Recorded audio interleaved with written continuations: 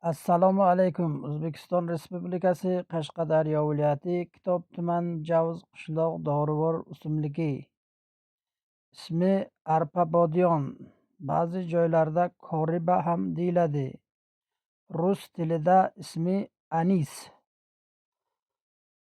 Arpa-bodyon balandligi 50 santimetr bo'lib, baland tog'li joylarda joylashgan bo'lib, asosan boshog'i, urug'i dorivor xususiyatga ega.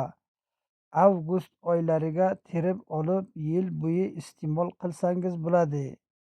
Shifobaxsh xususiyatlari: qorin dam bo'lishi va ichaklarga gaz paydo bo'lishini bartaraf etiladi.